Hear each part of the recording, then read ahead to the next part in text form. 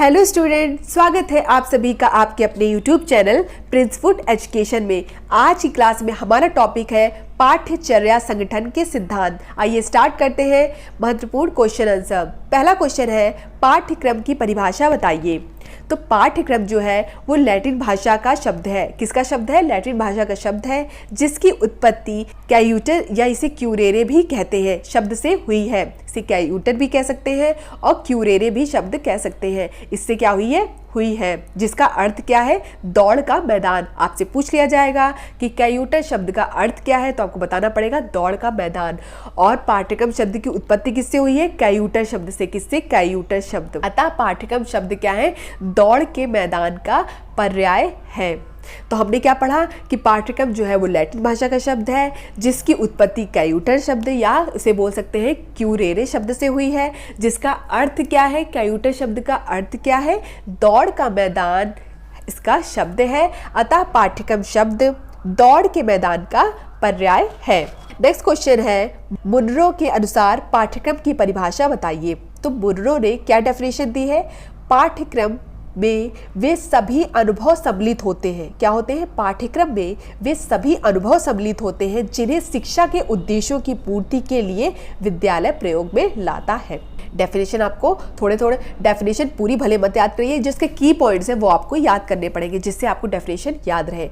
जैसे क्या है कि मुनरो ने डेफिनेशन दी है कि पाठ्यक्रम में वे सभी अनुभव सम्मिलित होते हैं। मुनरो ने क्या किया है कि पाठ्यक्रम में ही सभी अनुभव को सम्मिलित किया है। इससे आपने थोड़ा सा याद किया कि जो अनुभव वर्ड आएगा तो आप क्या लगा देंगे?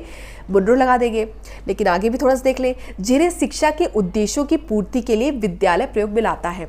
तो ये याद रखिएगा, जो मुनरो होते हैं उन्होंने पाठ्यक्रम में सभी अनुभवों को सम्मिलित किया है। ठीक है, जिन्हें शिक्षा के उद्देश्यों की पूर्ति के लिए विद्यालय प्रयोग में लाता है। आपको कुछ कीवर्ड्स याद रखने पड़ेंगे जिससे आपको डेफिनेशन याद रहे, और डेफिनेशन आपकी पूछी जाती है।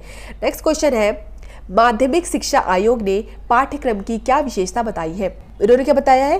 पाठ्यक्रम पाठ्य वस्तु का सुव्यवस्थित रूप है। इन्होंने पाठ्य वस्तु का सुव्यवस्थित रूप बताया है जो बालकों की आवश्यकताओं की पूर्ति के लिए तैयार किया जाता है।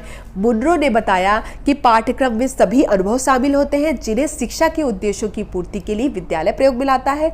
और माध्यमिक शिक्षा आयोग ने बताया है कि पाठ्यक्रम पाठ्य वस्तु का सुव्यवस्थित रूप है जो बालकों की आवश्यकताओं की पूर्ति के लिए तैयार किया था। इन्होंने जो पूरा जिम्मा है वो किसको दे दिया है? इसमें बालकों को दे दिया है कि बालकों की आवश्यकताओं की पूर्ति के लिए ही बनाया जाता है। और मुनरो ने जो है वो अपने सभी जो पाठ्यक्रम में सभी अनुभवों को सम्मिलित कर दिया गया। इससे आप डेफिनेशन को याद कर सकते हैं, पूरी डेफिनेशन नहीं याद होती है। ठीक है, नेक्स्ट क्वेश्चन है पाठ्यक्रम मानव जाति के संपूर्ण ज्ञान व अनुभवों का सार है। इन्होंने क्या कर दिया है कि फ्रॉवेल ने क्या किया है कि पाठ्यक्रम मानव जाति के संपूर्ण ज्ञान व अनुभवों, मतलब संपूर्ण ज्ञान व अनुभवों का सार है, ये बता दिया है। क्या बता दिया है?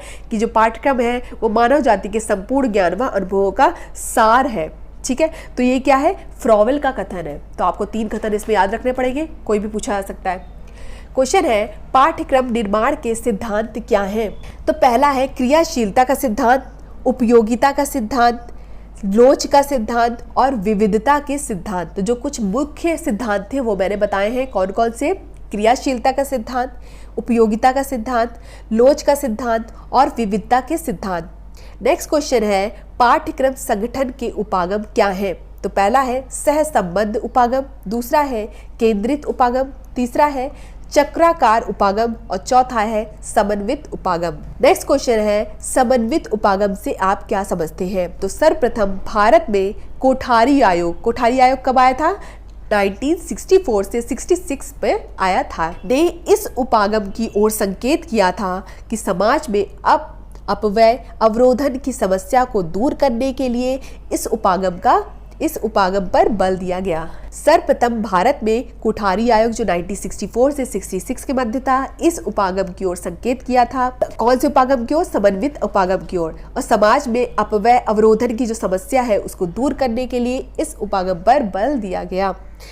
पहला पॉइंट है छात्रों को स्वयं अनुभव के बल पर सीखने के लिए स्वतंत्र रूप से प्रेरित करना। दूसरा पॉइंट है व्यवहारिक पक्ष पर बल देना। नेक्स्ट क्वेश्चन है विज्ञान पाठ्यक्रम में माध्यमिक शिक्षा आयोग जो कि 1953 में आया था उसके सुझाव बताने हैं आपको। जो विज्ञान पाठ्यक्रम में माध्यमिक शिक्षा आयोग जो कि 1953 में आया था उसके सुझाव बताने हैं।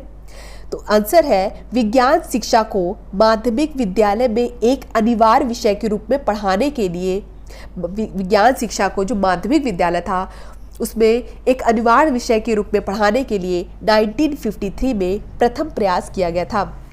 विज्ञान शिक्षा को अनिवार्य करने के लिए, ठीक है, तो माध्यमिक विद्यालय में एक अनिवार्य शिक्षा को, अनिवार्य विषय मतलब विज्ञान जो है उसको अनिवार्य विषय बनाने के लिए 1953 में प्रथम प्रयास किया गया और 1956 में तारा देवी में विज्ञान शिक्षण के पाठ्यक्रम, सामग्री और उपकरण विज्ञान क्लब के लिए विचार विमर्श वहाँ पे किया गया। तो जो माध्यमिक शिक्षा आयोग था उसमें विज्ञान शिक्षा को एक अनिवार्य विषय के रूप में पढ़ाने के लिए 1953 में प्रथम प्रयास किया गया था। ठीक है, तो इस तरह से हमारा टॉपिक जो पाठ्यचर्या संगठन के सिद्धांत है उसका पार्ट फर्स्ट यहाँ पे खत्म हुआ। बीएड की सभी क्लासेस देखने के लिए डिस्क्रिप्शन में दिए गए लिंक पर जाकर आप देख सकते हैं। बीएड की पीडीएफ के लिए आप हमसे टेलीग्राम या व्हाट्सएप ग्रुप में जुड़ सकते हैं। टेलीग्राम लिंक और हमारा व्हाट्सएप नंबर डिस्क्रिप्शन बॉक्स में दिया गया है। धन्यवाद, मिलते हैं अपनी नेक्स्ट क्लास में।